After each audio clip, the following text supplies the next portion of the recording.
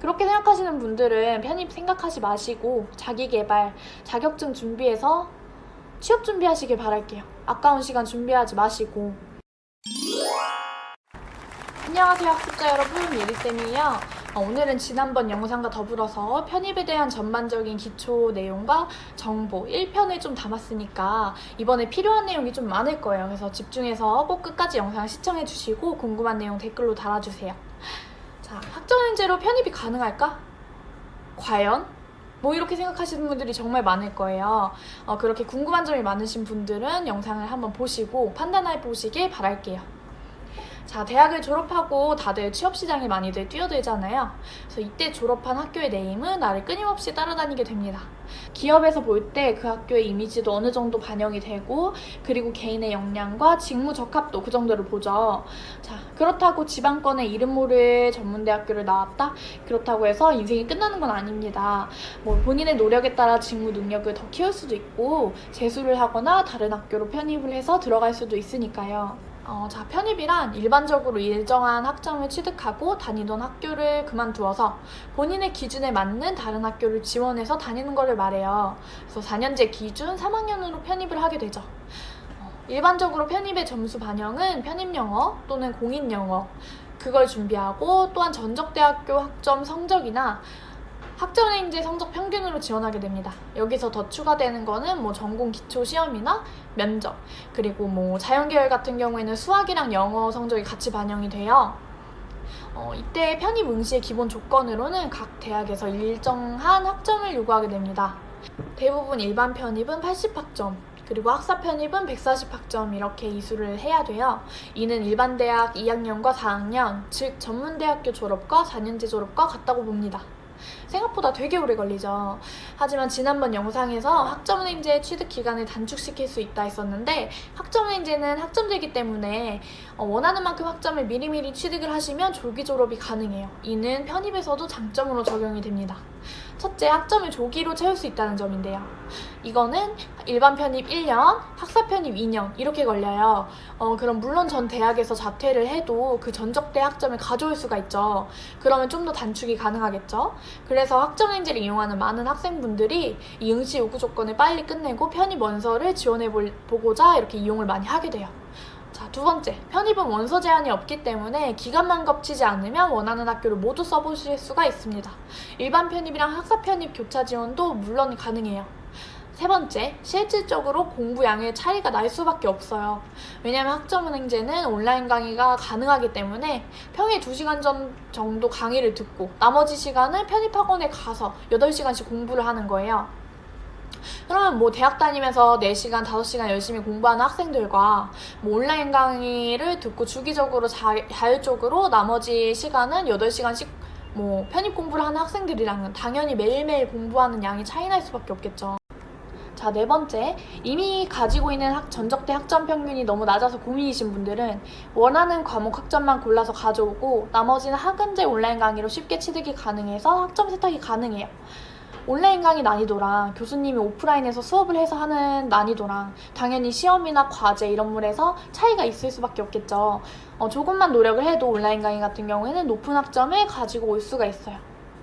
자, 그럼 편입의 장점은 뭐 어느 정도 알겠어요. 여러 학습 플래너 분들이 설명을 많이 하고 어디서 많이 들었기 때문이죠.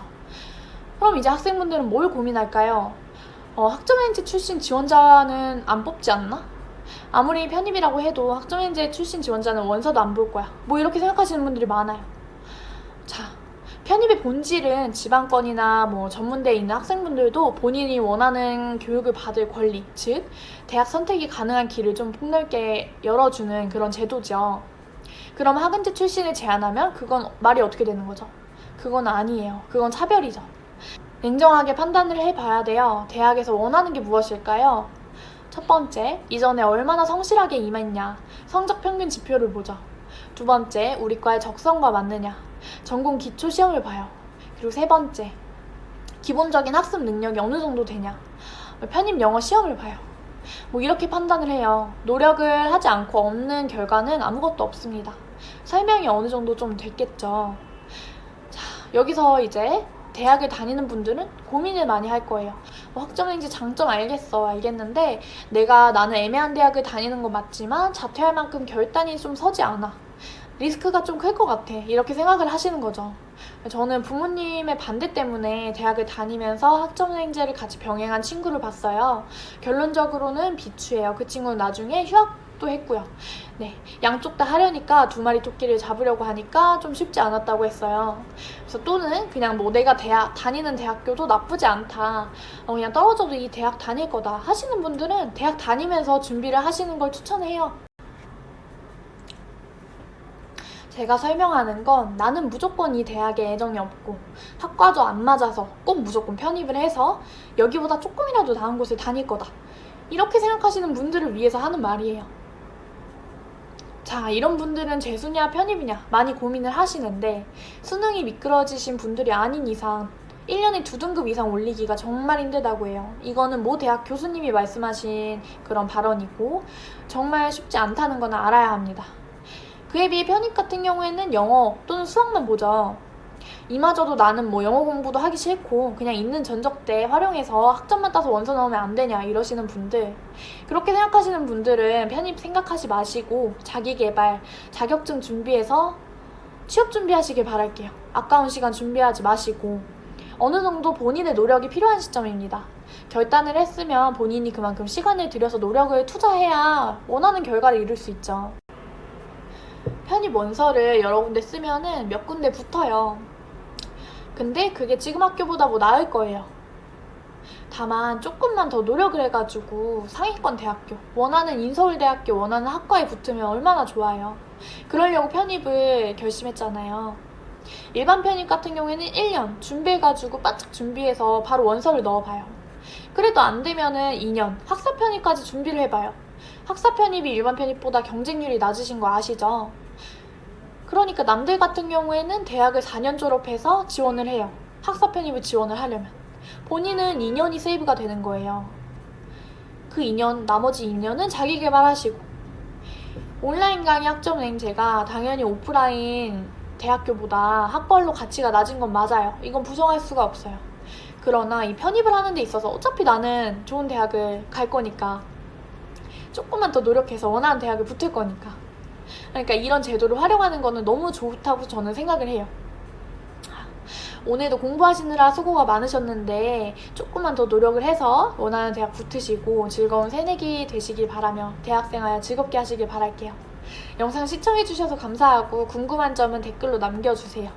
다음 영상 이어질 텐데요.